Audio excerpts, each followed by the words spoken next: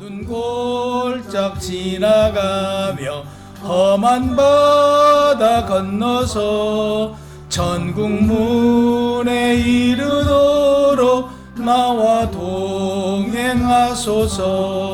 주께로 가까이 주께로 가오니 나의 갈 길 다가도록 나와 동행하소서.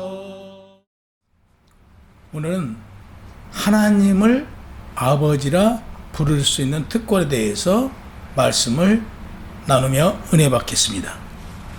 오늘 본문 4장 1절 그러므로 주 안에 갇힌 내가 너희를 권하노니 너희가 부르심을 받은 일에 합당하게 행하여 라고 기록되어 있습니다. 바울은 에고라는 1인칭 대명사 단어를 사용하여 자신이 비록 감옥에 갇혀 있으나 에베소 교인들에게 사랑으로 호소하면서 간절하고 강력한 의지를 담아 주님의 부르심을 입은 자녀들이 합당한 삶을 살아야 한다라고 말하고 있습니다. 합당하게 행하여 하나님께서 먼저 창조한 사람들 가운데 구원하시고 그들을 의롭다 하시고 또한 그들을 영원한 생명을 주셔 영화롭게 해 주시겠다라고 로마서 8장 30절에 말씀합니다. 부르심을 입은 에클레레테라는 단어인데요, 교회라는 뜻을 담고 있는 에클레시아와 같은 어원입니다. 그래서 부르심을 입었다라는 이 뜻은 성도가 개인적으로 혼자 아버지 하나님께 부르심을 입었다가 아니라 예수 그리스도의 구속 사역 안에서 형성된 공동의 일원으로 부르심을 받았다는 뜻입니다. 본문 2절과 3절에 보면 그리스도의 몸된 교회에서 모든 겸손함과 온유로 하고 오래 참음으로 사랑 가운데서 서로 용납하고 라고 기록되어 있습니다. 거룩한 성품을 가져야 한다는 말씀입니다. 본절의 첫 번째 겸손과 두 번째 온유와 세 번째 오래 참음으로 사랑 가운데 서로 용납하라고 했습니다. 원문의 두서 전치사 메타가 기록되어 있는데요, 메타가 두 번 쓰여 있습니다. 메타가 두 번 쓰인 것은 서로 용납하는 가운데를 최우선적으로 적용하라는 뜻입니다. 그래서 서로 용납하는 가운데 겸손하고 온유하고 오래 참아야 한다는 말씀입니다. 메타에 이어 모든이라는 관사가 쓰여 있는데요, 이는 가장 먼저는 겸손해야 함을 강조합니다. 그러니까 겸손은 자신을 낮춘다는 뜻으로 기독교의 핵심 교리입니다. 교회 안에서 겸손은 하나님과의 관계를 우선적으로 이해해야 합니다. 빌립보서 2장 6절 8절에 보면 예수님은 하나님의 본체에 있으나 하나님과 동등됨을 취하지 않고 오히려 자기를 비워 종의 형태를 가지사 사람들과 같이 되셨고 사람의 모양으로 나타나사 자기를 낮추시고 죽기까지 복종하였으니 곧 십자가의 죽으심이라고 합니다. 크리스찬이라고 하면 예수님의 겸손을 본받아야 합니다. 하나님이 교만한 자를 물리치고 겸손한 자에게 은혜를 주신다고 야고보서 4장 6절에 말씀하고 있습니다. 두 번째, 사랑으로 용납하는 가운데 온유해야 한다고 합니다. 온유는 성령의 열매 중 한 가지로서 사랑과 희락과 화평과 오래 참음과 자비와 양성과 충성과 온유와 절제니 이 같은 법은 금할 법이 없다라고 갈라디아서 5장 22절의 말씀이죠. 그래서 온유는 구원받은 자가 갖추어야 할 기본적인 성품입니다. 골로새서 3장 12절에 보면 하나님이 너희를 택하사 거룩하고 사랑받는 자처럼 너희도 긍휼과 자비와 겸손과 온유와 오래 참음을 옷 입고 누가 누구에게 불만이 있거든 서로 용납하여 피차 용서하되 주께서 너희를 용서하신 것 같이 너희도 그리하고 이 모든 것 위에 사랑을 더하라. 이는 온전하게 매는 띠니라라고 말씀하고 있습니다. 사람의 성질이나 부드러움을 두고 온유하다고 말합니다. 골로새서 3장 12절 하나님이 너희를 택하사 거룩하고 사랑받는 자처럼 너희도 긍휼과 자비와 겸손과 온유와 오래 참음을 옷 입고 누가 누구에게 불만이 있거든 서로 용납하여 피차 용서하되 주께서 너희를 용서하신 것 같이 너희도 그리하고 이 모든 것 위에 사랑을 더하라. 이는 온전하게 매는 띠라고 말씀하고 있습니다. 사람의 성질이나 부드러운 것을 두고 우리가 온유하다고 그러죠. 약함에 온유함이 아니라 강하지만 절제하는 부드러움을 그리스도인들의 온유함입니다. 내면적으로까지 약하고 부족해 보이면 안 되겠죠. 내면적으로는 강하고 담대하지만 우리가 외면적으로 구원받은 자로서 섬기고 온유함으로 그를 보살피고 그리스도의 자녀로서 기독교가 무엇인가, 교회가 무엇인가 이런 걸 드러나게 해야 된다는 말입니다. 오래 참음은 역시 성령의 9가지 열매 중 한 가지죠. 고린도전서 13장 4절에서 17절에 보면 사랑은 오래 참고 온유하며 시기하지 아니하며 자랑하지 아니하며 이어서 쭉 이렇게 연결되어 있죠. 어떻게 한다고요? 온유함으로 겸손함으로 오래 참아야 돼요. 기독교인이 오래 참는 것은 꼭 필요한 덕목이에요. 여러분과 저는 오래 참아야 돼요. 오래 참음으로 예수 그리스도의 향기가 낼 수 있다는 사실입니다.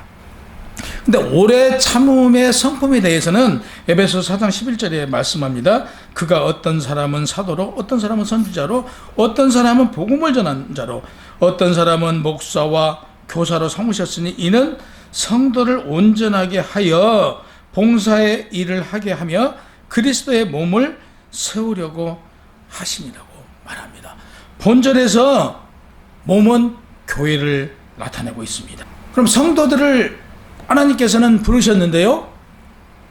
성도들을 부른 이유는 교회의 일원으로 부르심을 입혔다라고 성경에서는 말합니다. 하나님께서 각자 그에 걸맞는 삶을 살도록 권능을 주셨다는 사실입니다. 권능을 주신 목적은 예수 그리스도가 머리 되시는 교회를 세우려는 목적으로 권능을 주셨다고 말씀합니다. 성도들에게 권능을 주어 교회를 세우려는 목적은 다름 아닌 교회의 정체성을 알리기 위함이라고 또한 말씀합니다. 교회는 하나님의 아들이신 예수 그리스도를 믿음으로 구원받는 일, 성령으로 충만함을 입어 이 세상 사람들과 달리 영적인 사람으로 겸손과 오래 참음과 사랑 가운데서 서로 용납하여 아름다운 삶으로 영원한 생명을 받는 영생을 전하는 게 그리스도인의 삶입니다. 3절에 평안에 매는 줄로 성령이 하나 되게 하신 것에 힘써 지키라고 했습니다. 평안에 해당되는 샬롬은 우리 개인의 신변, 더 나아가 안정과 물질적 평안, 정신적, 영적인 모든 것이 표현되어 있습니다. 이어서 이 평안은 나 개인만이 아니고 내가 속한 공동체, 교회의 평안, 예수 그리스도를 믿는 모든 이들 세계 열방의 평안을 말하는 것입니다. 성령으로 하나 되게 하신다는 단어가 4장 3절과 6절 사이에 7번이나 쓰였어요. 그러니까 성령으로 우리는 하나 되게 하신다는 게 얼마나 중요한가 알 수 있는 대목입니다. 교회 안에서 성도는 각자 주어진 권능이 다릅니다. 달란트도 또한 다릅니다.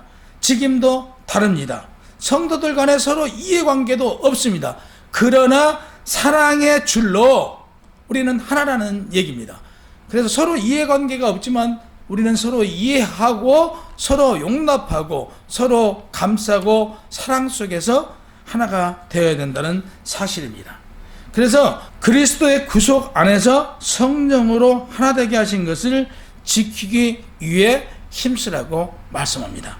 성령으로 하나 되기 위해서는 빌립보서 2장 2절 마음을 같이하여 같은 사랑을 가지고 뜻을 합하여 한 마음을 품으면 연합할 수 있다라고 말씀합니다.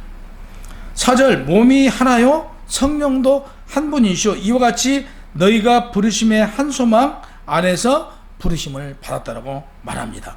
부르심을 받은 이유는 우리는 예수 그리스도를 믿음으로 구원받고 이 세상 사람과 달리 육적인 사람이 아닌 영적인 사람으로 살아가며 이 세상의 빛이요 소금이요 역할을 감당하고 믿지 않는 자를 믿음으로 구원하는 일을 감당하여 마지막 날 영원한 생명의 주인공으로 살아가기 위함입니다.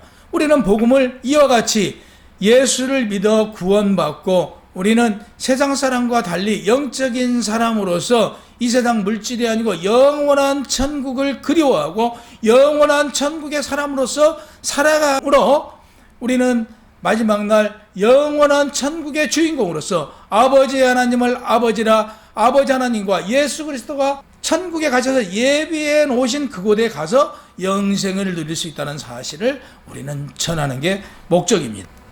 빌립보서 2장 2절 마음을 같이하여 같은 사랑을 가지고 뜻을 합하여 한 마음을 품으면 연합할 수 있다라고요. 우리는 한 마음, 한 뜻, 한 성령으로 한 하나님을 우리가 모시는 것입니다. 예수 그리스도를 머리라고 말씀하셨습니다.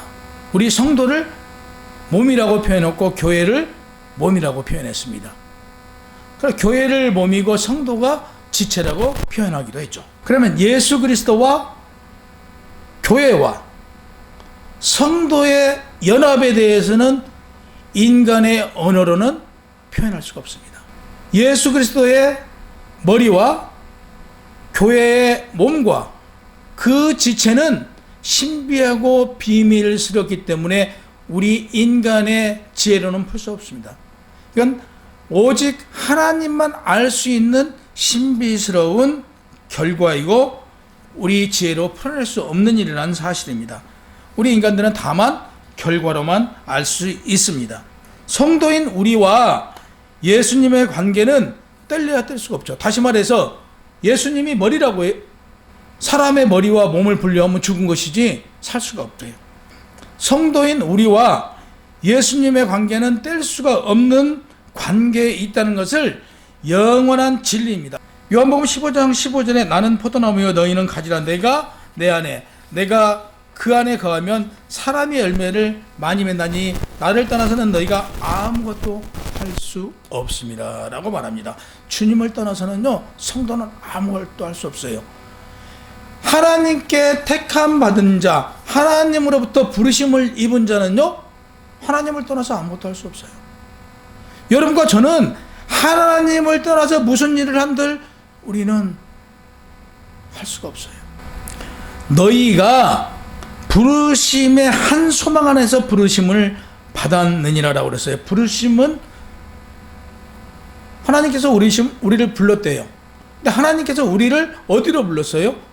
개개인의 한 사람 한 사람 개체로 부른 게 아니라 우리를 부른 이유는 교회 안으로 우리를 불렀다라는 사실입니다. 너희 이 단어가요 히몬이라는 단어인데 복수형입니다. 부르심 클레세오스라는 단어는 단수예요. 그러니까 너희 모두를 불렀는데 그러니까 많은 사람들을 구원하려고 했지만 많은 사람이 있어요. 하지만 구원받은 자 부르심을 입은 자는 별로 많지 않아요. 오늘 이 자리에서 예배드린 여러분은 영광이에요. 부르심을 받아 이 자리에 앉아 계신 여러분은 하나님께 영광이에요. 아멘. 그게 아멘이에요. 그게 영광이에요. 보세요. 그 많은 이들을 부르지만 하나님께 돌아온 자는 결코 많지 않다는 사실이에요. 고린도전서 12장 18절 20절 보면 하나님이 그 원하는 대로 지체를 각각 몸에 두셨으니 만일 다 한 지체뿐이면 몸은 어디냐? 이제 지체는 많으나 몸은 하나라. 우리 오늘 이 자리에 계신 분들이 여럿이 있어도 우리의 믿음은 하나예요. 우리가 추구하는 것도 하나예요. 우리가 섬기는 분도 오직 하나님 한 분뿐이라는 사실이에요. 우리는 다 같은 한 영을 받은 하나님의 신실한 자녀들이라는 사실입니다. 5절 주도 한 분이시요 믿음도 하나요 세례도 하나요. 본절에서 주도 한 분이시죠. 이건 예수님을 뜻합니다. 믿음 역시 그리스도에 관한 믿음을 뜻합니다. 세례도 하나님을 말합니다. 고린도전서 12장 13절 우리가 할례를 받은 유대인이나 할례 받지 않는 이방인이나 유대인이나 헬라인이나 종이나 자유인이나 다 그리스도에 대한 자신의 신앙 고백을 통해서 한 성령으로 세례를 받아 한 몸이 되었고 또 다 한 성령으로 마시게 하였다라고 기록되어 있습니다. 아까 서두에 말씀드린 대로 주도 한 분이시오 믿음도 하나요 세례도 하나예요. 우리는 한 성령으로 한 목적을 위해서 한 하나님을 섬기는 자들입니다. 6절 하나님도 한 분이시오 곧 만유의 아버지시라 만유에 계시고 만유를 통해 하시고 만유 가운데 계신다고 했습니다. 4절에 성령도 하나예요. 5절에 성부 하나님도 한 분이시라는 사실을 강조했고요. 하나님도 한 분임을 오늘 본문에서도 분명히 말씀하고 있습니다. 유대교와 우리 이방교의 특징은 무엇이냐고 하면요, 그 유대교 사람들은 유일신 하나님 한 분 외에는 하나님이 없다라고 가르쳤습니다. 자녀들에게도 하나님 외에 신이 없다라고 그들은 가르칩니다. 그러나 이방인들 보세요. 우리 대한민국만 봐도 한때는 수많은 신들이 있었습니다.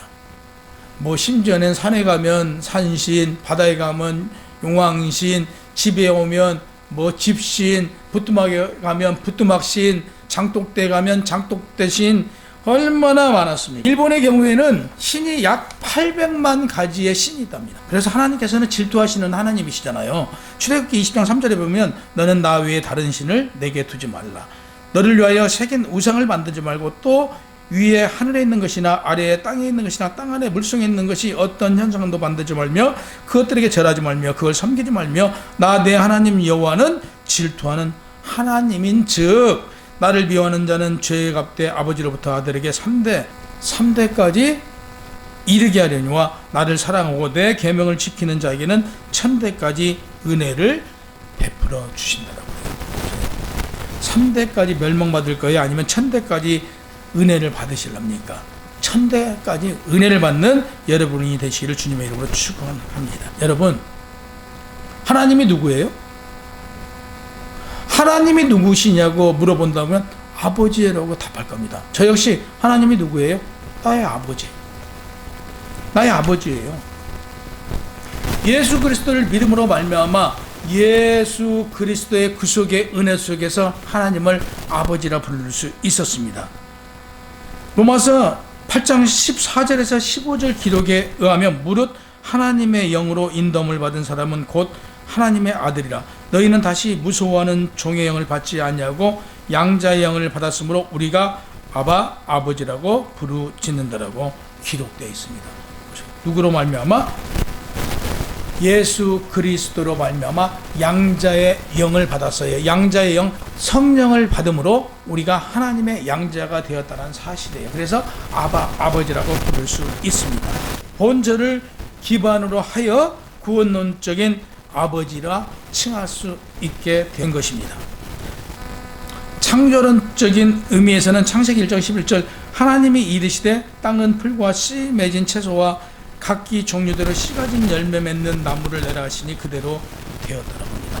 이 말씀은 하나님께서 모든 것을 창조하신 이후에 창조주이신 이 세상의 근원자이신 하나님께서 모든 걸 다스리고 계시다는 사실을 말씀합니다. 그래서 만유의 아버지라고 기록된 것은 모든 것을 창조하신 아버지 하나님의 손에 만물을 창조하시고 만물을 다스린다는 사실을 오늘 만유의 아버지라는 호칭으로 기록되어 있습니다.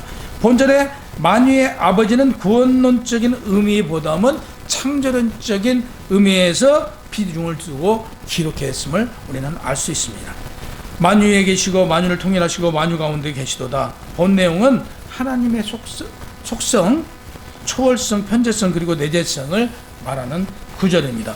만유는 판독, 파신이라는 뜻의 모든 우주에 존재하는 모든 것이라는 뜻입니다. 이어서 통일하시고 동사형으로 번역된 단어 전치사 디아로서 모든 것이에 모든 것을 통과하여 그리고 모든 것 안에 있다는 뜻을 가진 단어입니다.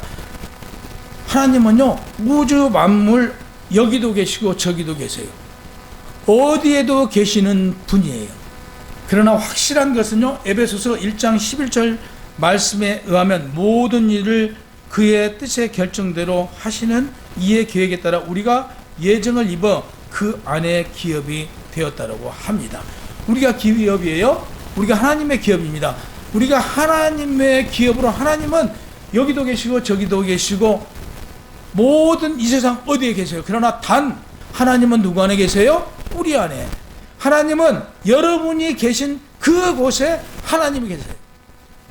하나님은 지금 내 안에 나와 함께 계세요. 여러분이 계신 그 자리에 하나님이 계세요. 여러분이 계신 그 어디에도 하나님은 여러분과 함께 해주신다는 사실이에요. 하나님은 홀로 혼자 계시지 않으세요. 물론 홀로 계시는 분이시지만 여러분 안에 내재하신 하나님이란 사실이에요. 그래서 여러분이 어떠한 어려움에 놓여도, 여러분이 어떠한 곳에 있어도 하나님은 함께 하신다는 사실이에요. 여러분과 함께하는 하나님, 여러분에게 모든 것을 감찰하시고 여러분에게 도움 주시는 하나님, 여러분의 어려움으로 그만두지 않고 헤쳐나가게 하신 하나님을 믿고 나아가시길 바랍니다. 하나님은 유일하시고 절대적인 분이시라는 사실. 오늘 우리가 하나님을 아버지라고 부를 수 있었던 건 예수 그리스도의 은혜로, 예수 그리스도가 아버지 곁으로 가시면서 보내주신 성령으로 말미암아, 그 영을 받음으로 말미암아, 양자의 영을 받음으로 말미암아 하나님을 아버지라고 부를 수 있었습니다. 하나님을 아버지라고 부를 수 있는 특권을 가지신 여러분들은 오늘 이후로 이제 나를 지켜주시고 내가 있는 곳에 하나님이 함께 하신다는 사실을 믿고 예수 그리스도의 복음을 전하는 자로서의 부족하지 않는 어떤 어려움도 헤쳐나갈 수 있는 여러분이 되시기를 주님의 이름으로 축원합니다.